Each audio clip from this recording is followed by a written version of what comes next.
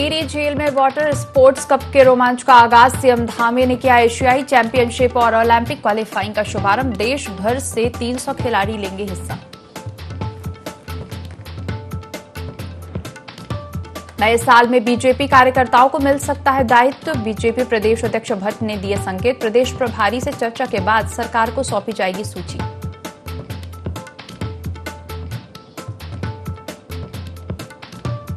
बनफूलपुरा railway अतिक्रमण के सीमांकन को लेकर प्रशासनिक तैयारी पूरी। विरोध में सड़कों पर उतरे लोग कर रहे प्रदर्शन।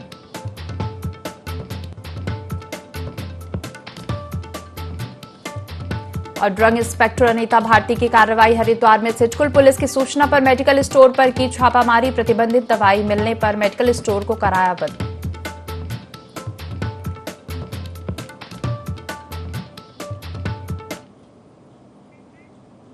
देवभूमि लाइव में आपका स्वागत है। मैं हूं आपके साथ दिव्या तिवारी। बुलेटिन की शुरुआत करेंगे खबरों के साथ। सीएम पुष्कर सिंह धामी ने सचिवालय में अनुभाग अधिकारियों के साथ बैठक की। बैठक में सुशासन, सरलीकरण एवं समाधान के संबंध में अधिकारियों से चर्चा की। चर्चा के दौरान अनुभाग अधिकारियों ने महत्वपूर्ण सुझाव दिए। सीएम धामी ने कहा कि आम जन की समस्याओं के समाधान के लिए पत्रावलियों पर सकारात्मक नोटिंग हो, इस पर ध्यान दिया जाए। उन्होंने कहा कि सचिवालय से लोगों को बहुत अपेक्षाएं होती हैं।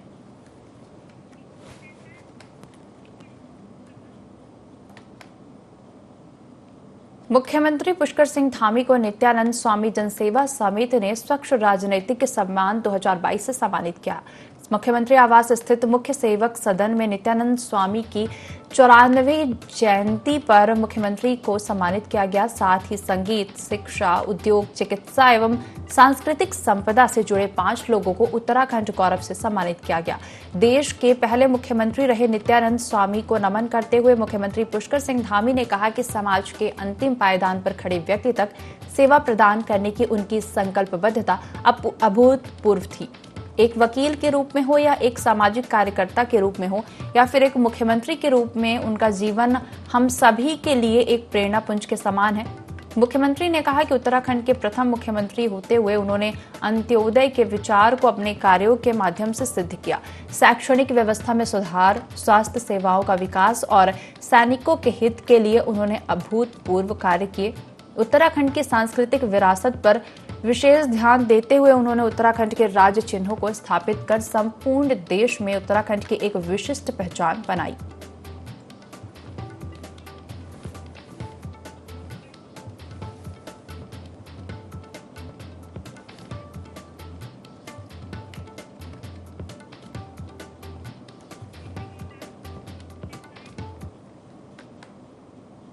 मुख्यमंत्री पुष्कर सिंह धामी से सचिवालय में अखिल गढ़वाल सभा और पूर्वांचल सांस्कृतिक कल्याण परिषद के पदाधिकारियों ने भेंट की। उन्होंने लोक पर्व हरेला और इगास को राजकीय अवकाश की सूची में सम्मिलित किए जाने पर मुख्यमंत्री का आभार व्यक्त किया। मुख्यमंत्री ने कहा कि हमारे लोक पर्व हमारी सांस्कृतिक विरासत की पहचान है। राज्य की समृद्ध लोक संस्कृति को आगे बढ़ाने के निरंतर प्रयास हो रहे हैं। आने वाले समय में राज्य के अन्य त्योहारों को भी भव्य रूप से मनाए जाने के प्रयास किए जाएंगे। इसमें हम सबको सामूहिक रूप से जिम्मेदारी निभानी होगी, तभी हम अपनी संस्कृति और परंपराओं की जड़ों से जुड़ पाएंगे। अखिल गढ़वाल सभा के अध्यक्ष रोशन धस्माना और पूर्वांचल सांस्कृतिक कल्याण परिषद के अध्यक्ष कमल सिंह रजवार ने मुख्यमंत्री को नव वर्ष की शुभकामना देते हुए कहा कि उनके कार्यकाल में किए जा रहे जनभावना से जुड़े हुए कार्यों को प्रमुखता और शीघ्रता से अमल किए जाने से सरकार के प्रति एक विश्वास और सहयोग का भाव जागृत हो रहा है, जो राज्य की खुशहाली और प्रगति में निश्चित रूप से नई ऊर्जा का संचार करेगा।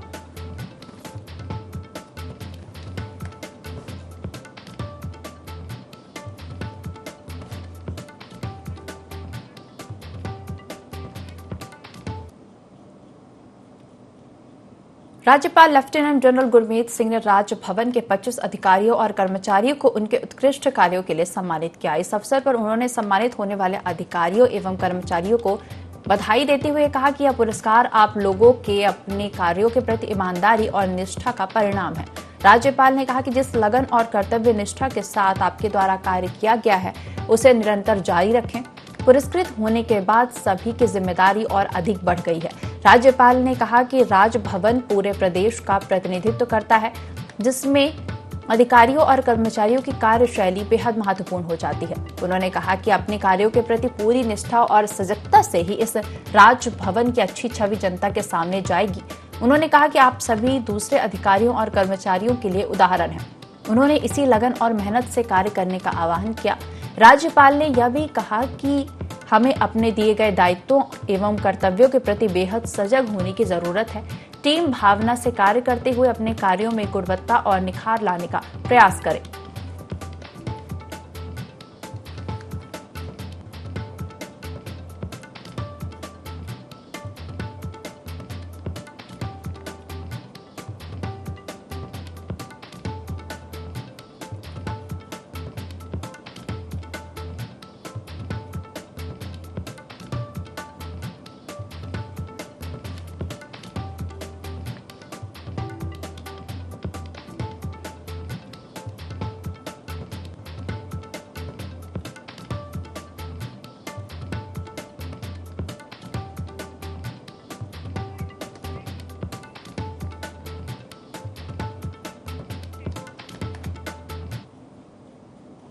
उत्तराखंड बीजेपी संगठन से जुड़ी बड़ी खबर। नए साल में बीजेपी कार्यकर्ताओं को दायित्व मिल सकते हैं। बीजेपी प्रदेश अध्यक्ष महेंद्र भट्ट ने संकेत दिए हैं। प्रदेश प्रभारी से चर्चा कर सरकार को सूची सौंपी जाएगी। मंडल अध्यक्षों की तलाश के लिए 70 विधानसभा में प्रभारी नियुक्त होंगे।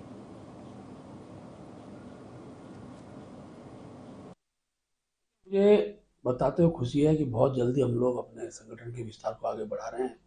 हमारे अभी 3 जिले कुछ कारणवश रुके हुए थे, उनकी घोषणा हम आज रात तक कर देंगे। हमारे मात्र 2 मोर्चे रह गए प्रदेश स्तर के, उनकी भी हम घोषणा आज या कल के बीच में कर देंगे।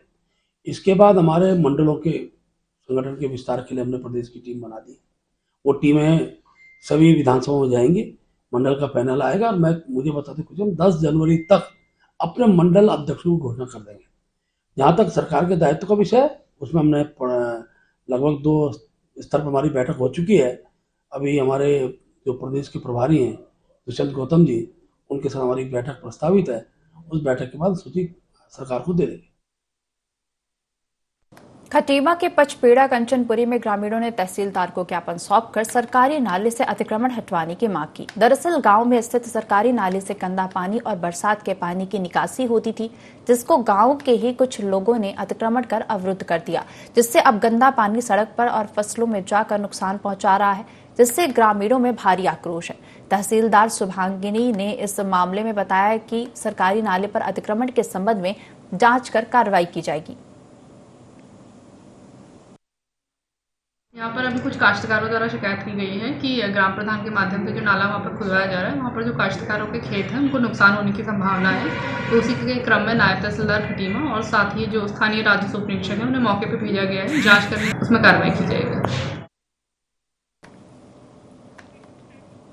काशीपुर में पुलिस ने 15,000 के इनामी आरोपी रईस उर्फ भूरा को उत्तर प्रदेश से गिरफ्तार किया है, जिसके ऊपर उत्तराखंड में कई मामले दर्ज थे। आरोपी अपनी पहचान छिपाकर यूपी में रह रहा था, जिसे अब पुलिस ने गिरफ्तार कर लिया है। आरोपी सहारनपुर में डेयरी की दुकान संचालित करते हुए पकड़ा गया है। द्वारा उधम सिंह नगर जो हमारे जनपद के वांछित इनामी हैं, उनके लिए अलग अलग टीमों का गठन किया गया था। इसी के क्रम में आज ये रईस उर्फ भूरा जो कि सातिर चोर है और इस पे गैंगस्टर की कार्रवाई अमल में लाई गई थी और ये लगातार फरार चल रहा था। ये मूलतः बिजनौर का रहने वाला है और ये सहारनपुर में अपना एड्रेस चेंज करके रह रहा था, वहाँ डेयरी के उस पर काम कर रहा था। इस को पकड़ने की जिम्मेदारी हमारा टाडा चौकी इंचार्ज मनोज जोशी को दी गई थी और उनको इसमें सफलता मिली है। इसके ऊपर 15,000 का इनाम था। आज हमारी टीम ने इसको पकड़ा है। पकड़ने के बाद इसको माननीय न्यायालय में हम पेश कर रहे हैं।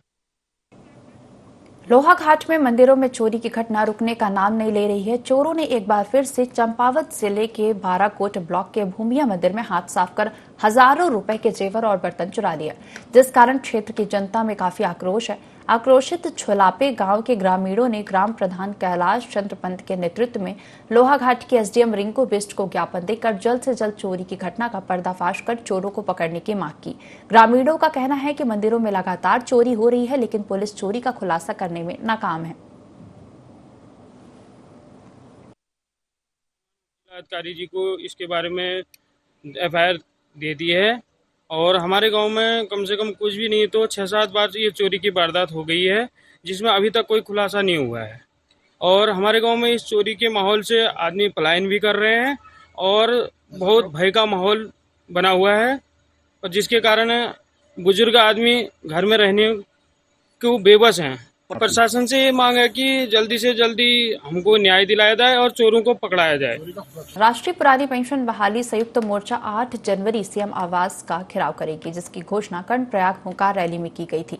मोर्चे के प्रांतीय आईटी सेल प्रभारी अवधेश सेमवाल ने कहा कि अनेक नेता पुरानी पेंशन बहाली का विरोध कर रहे हैं, जबकि स्वयं 3-4 पेंशन ले रहे हैं। कर्मचारियों के साथ ऐसा भेदभाव नहीं चलेगा। इसी भेदभाव को खत्म करने के लिए सीएम आवास का घेराव कर आवाज बुलंद किया जा रहा है। दरअसल कर्मचारी पुरानी पेंशन बहाली की मांग कर रहे हैं। जनवरी 2023 को मुख्यमंत्री आवास घेराव किया जा रहा है। पुरानी पेंशन बहाली के लिए उत्तराखंड के कर्मचारी लगातार आंदोलनरत हैं।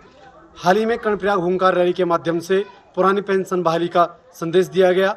इसी क्रम में पूरे उत्तराखंड के कार्मिक एक बार पुनः सरकार का ध्यान आकृष्ट करने के लिए 8 जनवरी को उत्तराखंड मुख्यमंत्री जी का आवास घेराव कर रहे हैं। राष्ट्रीय पुरानी पेंशन बहाली संयुक्त मोर्चा जो एक मिशन पुरानी पेंशन के उद्देश्य पूरे देश में संघर्ष कर रहा है। साथियों, निरंतर कार्यक्रमों के माध्यम से केंद्र सरकार और राज्य सरकार से लगभग 80,000 कर्मचारी उत्तराखंड के हैं। इनकी बुढ़ापा का जो लाठी पुरानी पेंशन है उसे बहाल करने हेतु हम लगातार प्रयास कर रहे हैं। इसी क्रम में कर्णप्रयाग 18 दिसंबर को कर्णप्रयाग रैली के बाद अब 8 जनवरी 2023 को मुख्यमंत्री आवास का घेराव है और अपील करते हैं पूरे उत्तराखंड के अधिकारी कर्मचारी शिक्षकों से कि अधिक संख्या में देहरादून में उपस्थित होकर अपनी एकजुटता का परिचय दें और सरकार से अपील अनुरोध करेंगे कि हमारे कर्मचारियों का जो एक सूत्रीय मांग पुरानी पेंशन है उसे बहाल करें। रुक करेंगे देहरादून से बड़ी खबर का। छावनी परिषद का गजब कारनामा सामने आया। 63,000 किराए पर प्राइवेट संस्था को हॉस्पिटल दिया। कोविड काल में मंत्री गणेश जोशी ने सेटअप लगाया था। अत्याधुनिक सुविधाओं युक्त 100 बेड का हॉस्पिटल बनाया गया था। सांसद निधि, विधायक निधि से 1.5 करोड़ दिए गए थे। पीएम केयर फंड से भी मेडिकल उपकरण लगाए गए थे। मंत्री गणेश जोशी ने हॉस्पिटल पहुंचकर फटकार लगाई।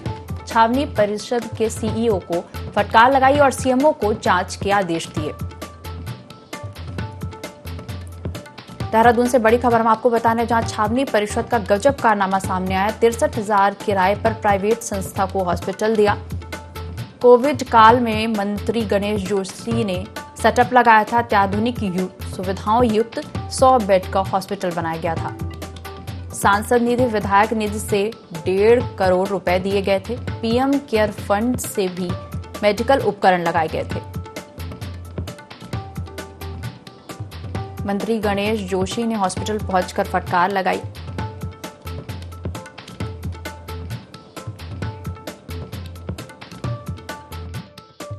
सरकार, देखिए, सरकार ने जो देना था दे चुके हैं। अभी भी 48 लाख रुपया हमारा कैंट बोर्ड के पास बैलेंस पड़ा हुआ है, लेकिन इनकी नेग्लिजेंसी के कारण क्या समझौता किसी संस्था के साथ इन्होंने किया और 63,000 रुपये महीने पर, जैसे मुझे बताया गया, इतना बड़ा सेटअप, अगर आप 2 कमरे का कोई छोटा सा क्लिनिक देते हैं तो उसका भी 1 लाख रुपये किराया यहाँ पर लिया जाता है। इस 100 बेड का हॉस्पिटल जिसमें वेंटिलेटर आदि सारी सुविधाएं, ऑक्सीजन बेड, ऑक्सीजन प्लांट सारा हमने लगा रखा है, मात्र होने पैने में दे देना, ये ना कहीं लगता है कि कुछ मामला में गड़बड़ है। जसपुर क्षेत्र के गांव रामनगर में पशु वधशाला खोलने का स्थानीय लोगों ने विरोध किया है। सैकड़ों की तादाद में ग्रामीण इकट्ठा होकर प्रस्तावित जमीन पर पहुंचे और विरोध करना शुरू कर दिया।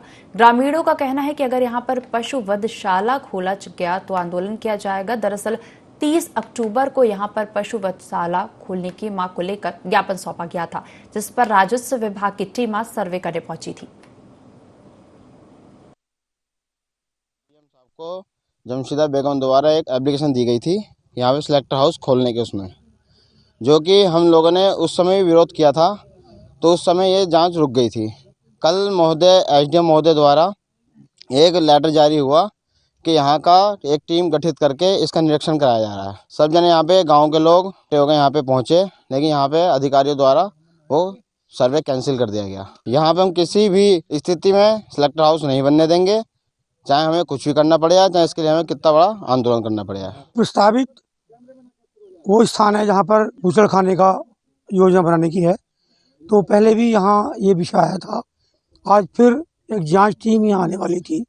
तो मैं ये बता दूं कि ये हिंदू बहुल क्षेत्र है, स्कूल पास में है, मंदिर भी पास में है और दोनों गांव जो बिल्कुल निकट हैं। पूरे क्षेत्र की जनता आहत है, जनता में आक्रोश है और मैं पुरजोर तरीके से प्रशासन से ये अपील करता हूं कि इस प्रकार के कोई भी कार्य इस क्षेत्र में न होने पाए। इससे शांति भंग होने का खतरा है। हम इसका पुरजोर विरोध करेंगे। आवेदन आया है स्लॉटर हाउस को बनाने के लिए। उसमें आज एक संयुक्त निरीक्षण होना था, क्योंकि आज जिला ये पूरे स्टेट में मॉक ड्रिल भी चल रही है, तो उस कारण से इसे थोड़ा सा निरस्त करना पड़ा। टीम इसमें जो हॉस्पिटल से भी आनी थी, तो उनकी लगातार उसमें मॉक ड्रिल का चल रहा था, तो इस कारण से ये कैंसिल किया गया। तो इसी को लेके ग्रामीण जो थे उनके द्वारा ज्ञापन दिया गया है कि पशु वधशाला यहाँ पर ना खुले। कोरोना से निपटने काशीपुर में स्वास्थ्य महकमे ने अपनी तैयारियां पूरी कर ली हैं। ऑक्सीजन प्लांट से लेकर वैक्सीनेशन के कार्य में टीमें बना दी गई हैं और तेजी से वैक्सीनेशन का काम स्वास्थ्य विभाग कर रहा है। वहीं 20 बिस्तर का एडमिट रूम बना दिया गया है। वहीं काशीपुर के सरकारी अस्पताल में मॉक ड्रिल का आयोजन किया गया। काशीपुर में सरकार के साथ ही निजी अस्पतालों से भी बातचीत कर ली गई है।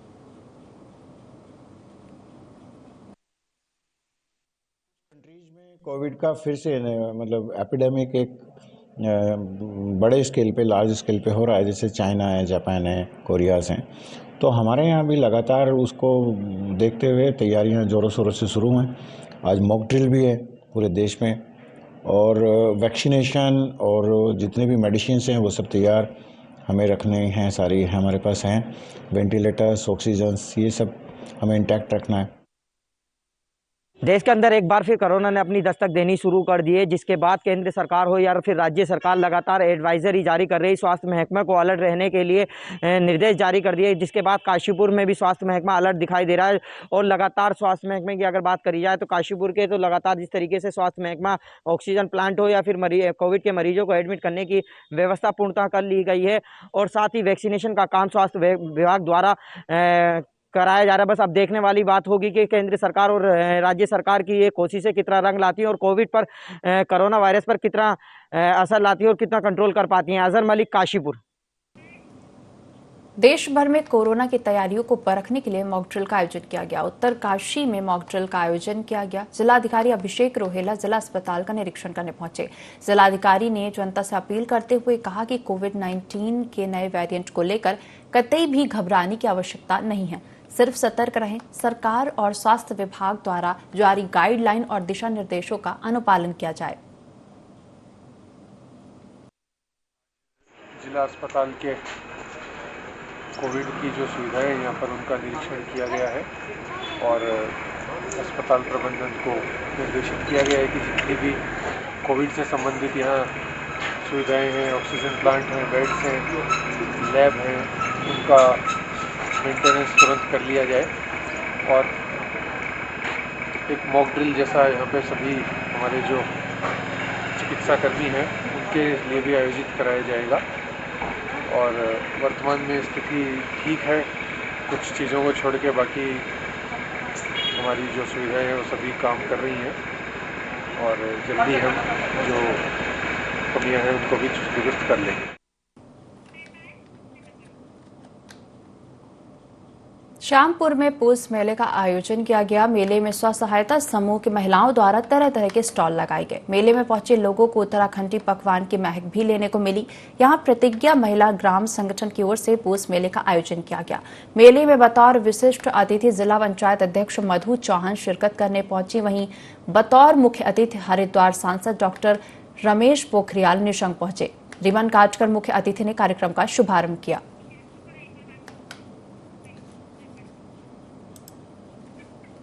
श्यामपुर में पूस मेले का आयोजन किया गया। मेले में स्व सहायता समूह के महिलाओं द्वारा तरह तरह के स्टॉल लगाए गए। मेले में पहुंचे लोगों को उत्तराखंडी पकवान की महक भी लेने को मिली। यहां प्रतिज्ञा महिला ग्राम संगठन की ओर से पूस मेले का आयोजन किया गया। मेले में बतौर विशिष्ट अतिथि जिला पंचायत अध्यक्ष मधु चौहान शिरकत करने पहुंची। वहीं बतौर मुख्य अतिथि हरिद्वार सांसद डॉक्टर रमेश पोखरियाल निशंक पहुंचे। रिबन काटकर मुख्य अतिथि ने कार्यक्रम का शुभारंभ किया।